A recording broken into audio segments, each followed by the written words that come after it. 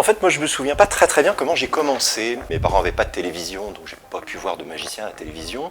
Peut-être j'ai reçu une boîte de magie pour un anniversaire ou un Noël.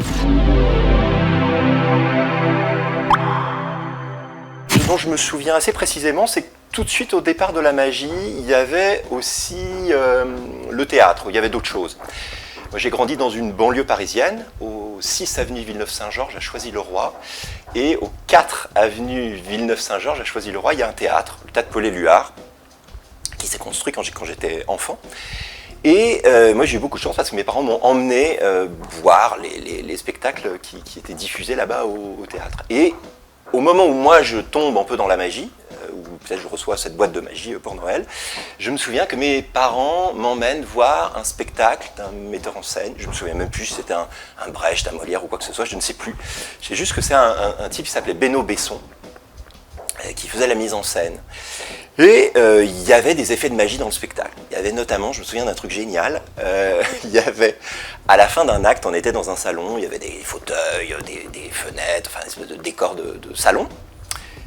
Il y avait l'obscurité, quelques secondes, et paf, ça se rallumait, et là, on était dehors. Il y avait de l'herbe, des fleurs qui étaient plantées, je crois qu'il y avait même des espèces de petits cabanons, de chaises longues, enfin le décor avait changé en...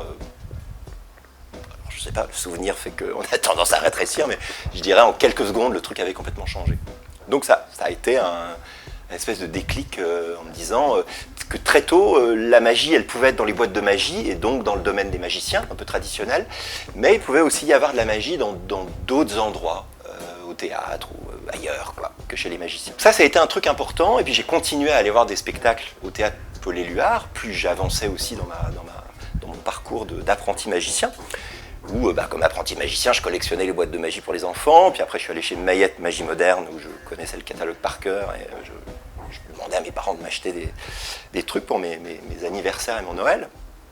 Puis après je suis rentré dans des assos, mais tout pendant ce temps-là, mon enfance et mon début d'adolescence, j'allais au 4 avenue Villeneuve-Saint-Georges, au théâtre Paul-Éluard, où j'ai vu les grands spectacles de Philippe Gentil.